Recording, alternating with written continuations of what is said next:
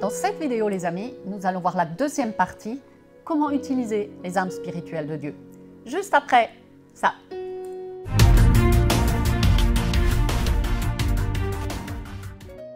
Bonjour à vous tous. Bonjour tout le monde. Si vous venez pour la première fois parmi nous, on se présente. Voilà, Serge et Fabienne Herbrecht, donc on est pasteur à l'église Vie chrétienne de Saint-Dié dans les Vosges. Donc on vous invite à venir nous visiter. Quand vous êtes de passage, Si venez, vous êtes de ça nous passage, fera plaisir. venez nous visiter, c'est le dimanche matin à 9h45. On veut vous accueillir et vous sentez aussi l'ambiance différente que vous voyez sur Internet. Donc on veut vraiment vous bénir. Abonnez-vous aussi, écrivez-nous, c'est super encourageant pour nous. Oui. Alors, nous avons déjà vu ensemble la réalité du monde spirituel et comment y faire face. Aujourd'hui, nous allons voir l'importance de revêtir la panoplie des armes spirituelles. Et nous allons lire dans Éphésiens 6, à partir du verset 13, où l'apôtre Paul dit « C'est pourquoi saisissez maintenant toutes les armes de Dieu, ainsi quand viendra le jour mauvais, vous pourrez résister à l'adversaire, et après avoir combattu jusqu'à la fin, vous tiendrez encore fermement votre position. Tenez-vous donc prêts. Ayez la vérité comme ceinture autour de la taille, portez la droiture comme cuirasse, mettez comme chaussure le zèle à annoncer la bonne nouvelle de la paix. Prenez toujours la foi comme bouclier, elle vous permettra d'éteindre toutes les flèches enflammées du mauvais. Acceptez le salut comme casque et la parole de Dieu comme épée donnée par l'Esprit Saint. Tout cela, demandez-le à Dieu dans la prière. Oui, priez en toute occasion, avec l'assistance de l'Esprit. À cet effet, soyez vigilants et continuez fidèlement. Priez pour l'ensemble du peuple de Dieu.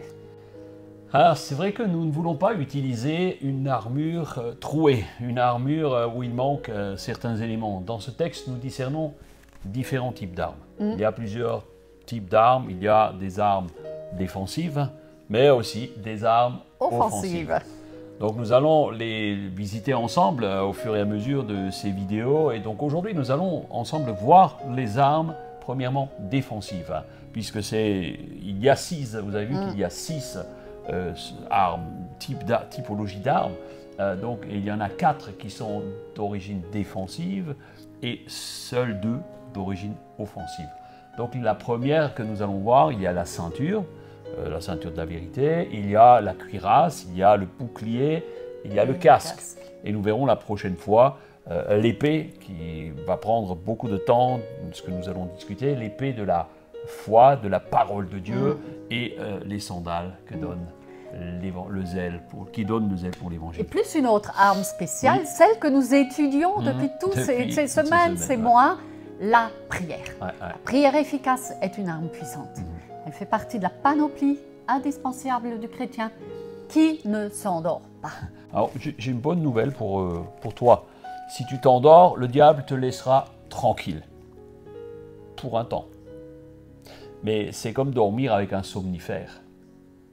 Parce qu'il y a des soldats qui dorment. Et un soldat qui dort, eh bien, ne fait pas de mal à une mouche. Et le diable peut alors s'emparer tranquillement de sa proie sans aucune difficulté. Alors, ça semble être une bonne nouvelle de prime abord, mais c'est une excellente nouvelle pour le diable, pas pour toi. Donc sache simplement, mon ami, que tu as besoin de rester éveillé et de saisir toutes ces armes que Dieu nous donne. Mais un intercesseur qui fait l'école Spark avec nous et qui valide semaine après semaine son passeport n'est pas un endormi. Donc tu n'es pas un endormi.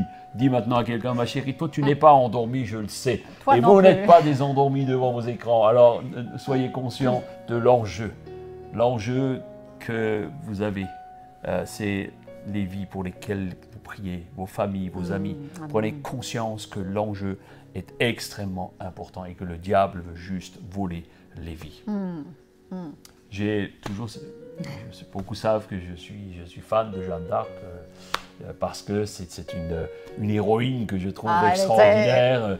Et je me souviens, lors d'un film, il y a eu plusieurs films, il y a notamment un film qui m'a beaucoup interpellé, c'était lors de la bataille d'Orléans, ils étaient anéantis. Le matin, tous les soldats étaient couchés, fatigués, on les comprend, le combat était rude.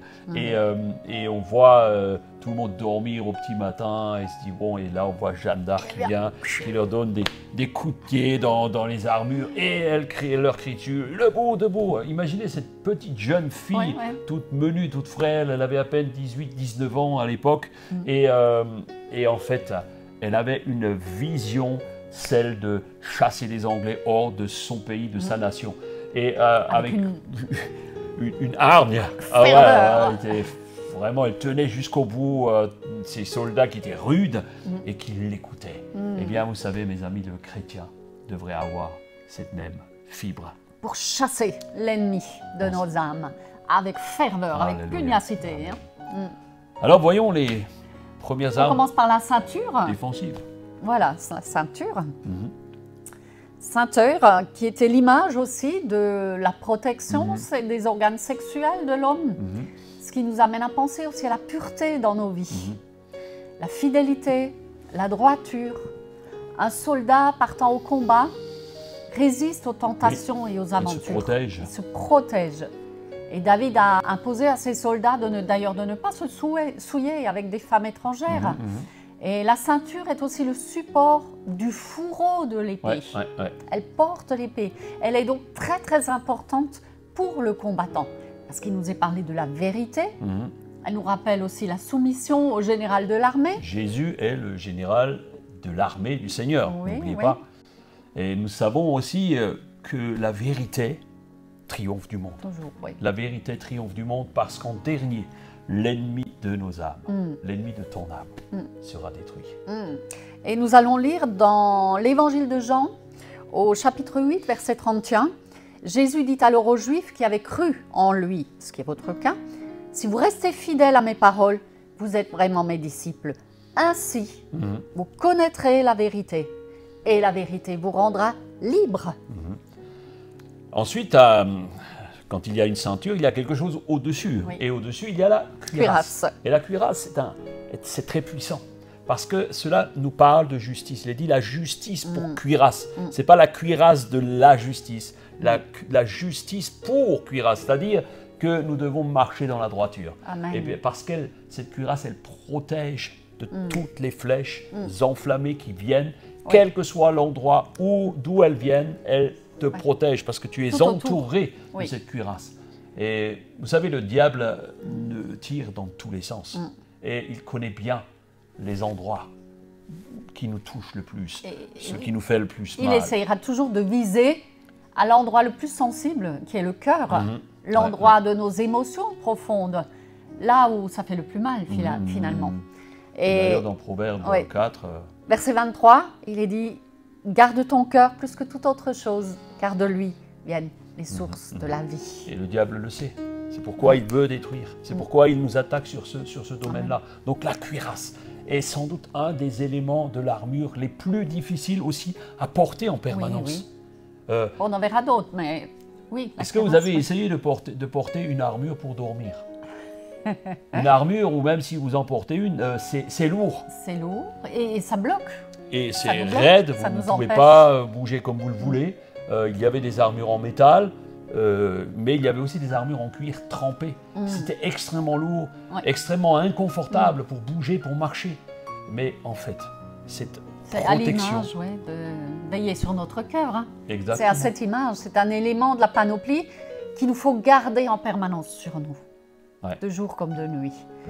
Et c'est vrai que l'ennemi, on a dit, tire dans tous les sens. Et des fois, il peut y avoir des flèches perdues. Envoyées tous azimuts. Vous savez, les pires flèches qu'on peut envoyer, parce que nous en envoyons parfois. Nous-mêmes aussi, oui. Et nous devrions faire attention avec ça. Nous allons voir ça la prochaine fois. Les pires flèches que nous pouvons recevoir, ce sont les paroles de destruction qui sont distribuées contre nous, des paroles de malédiction. Et en permanence, l'ennemi fera cela. Alors, mon ami, qui que tu sois, où que tu sois aujourd'hui, garde bien toujours sur toi cette cuirasse Ne t'endors pas sans cette cuirasse. Garde ton cœur plus que toute autre chose. D'ailleurs, dans le même sens, nous avons une autre arme qui est le casque. Et Philippiens 4, au verset 8, il est dit « Au reste, frères, que tout ce qui est vrai, tout ce qui est honorable, tout ce qui est juste, tout ce qui est pur, tout ce qui est aimable, tout ce qui mérite l'approbation, ce qui est vertueux et digne de louange, soit l'objet de vos pensées. » Que tout ce qui est bon, pur, soit l'objet de nos pensées journellement. Parce que ceci nous évite aussi de partir dans des combats, finalement, que nous n'avons pas à mener. Il y a des combats que nous n'avons pas à mener. Et parfois, nous faisons des films dans les pensées. Nous commençons à travailler, notre mindset est chamboulé et nous faisons des films. J'aimerais vous donner juste un conseil aujourd'hui. Le casque te protège de faire toutes sortes de suppositions. Ne suppose jamais quelque chose. Donc si on applique le verset qu'on a lu, que tout ce qui est pur, honorable, aimable, on va éviter de cogiter, on va éviter d'interpréter des mauvaises, on va éviter d'avoir des mauvaises pensées. La protection de nos pensées, la maîtrise de nos pensées, bien, va nous préserver dans nos relations mutuelles. Oui. Mais on fera une vidéo ou deux peut-être même. C'est tout un message en soi. C'est tout un message en soi au sujet de la maîtrise de nos pensées. Nous ferons ça également. Eh bien, nous avons vu les 3 premières. Oui. Et il y a encore la suivante. Et il y en a encore une arme, c'est le bouclier de la foi. Lorsqu'un soldat est au combat, le bouclier complète sa protection avec la cuirasse et le casque. Et il y a des endroits sensibles, vulnérables. Il a donc le bouclier a donc la possibilité d'être mobile, pouvoir se protéger, d'anticiper les flèches qui arrivent et qui souvent sont enflammées. Donc le bouclier est extrêmement important. Il représente la garantie de notre foi. Mais ce bouclier aussi, eh bien, c'est comme un peu la cuirasse, c'est lourd. Et pendant les longues batailles, les soldats qui allaient au combat devaient porter ce bouclier. Les boucliers romains, dit-on, étaient trempés dans de l'eau et recouverts d'un cuir complètement trempé, lourd. Le poids d'un bouclier romain était extrêmement lourd. Et donc, en fait, à la fin des batailles, les soldats fatigués étaient tentés de déposer le bouclier parce que... Et en fait, c'est à ce moment-là qu'on est le plus vulnérable. Exactement. Et beaucoup mouraient. Beaucoup mouraient à cause des flèches qui venaient alors qu'ils avaient posé le bouclier. Mes amis, ne déposez jamais votre bouclier. Ne laissez jamais la lassitude ou la fatigue vous décourager quant à votre foi. Parce que si vous vous laissez décourager, vous allez baisser inexorablement et le diable n'a plus qu'à venir vous achever. Et vous serez donc en danger. Et la suite de l'histoire, on la connaît. Mais il y a un encouragement. Amen. Puissant. On aime. À persévérer.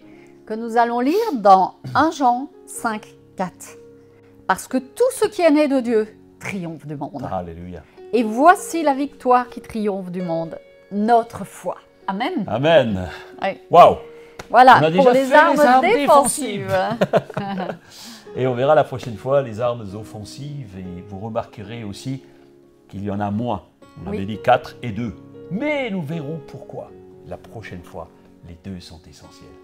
J'aimerais inviter ma chérie à prier pour vous, pour que vous puissiez garder foi dans ce que Dieu vous a déjà donné. Amen. Alléluia. Eh bien, Seigneur, nous te bénissons pour ta parole.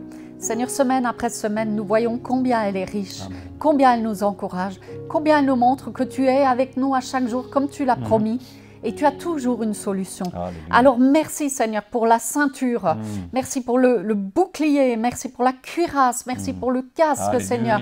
Et nous voulons revêtir toutes ces armes, Seigneur, afin de tenir ferme contre l'ennemi.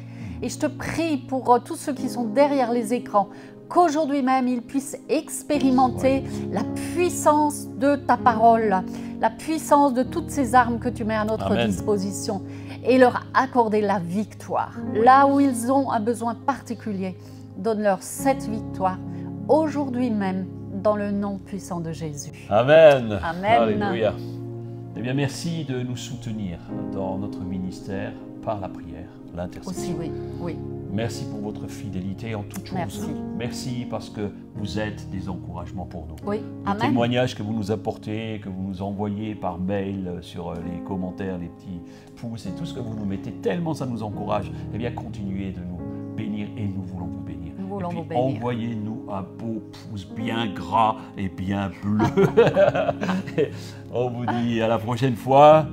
Passez une bonne journée et surtout, prenez les armes, prenez soin de vous. Prenez soin de votre âme.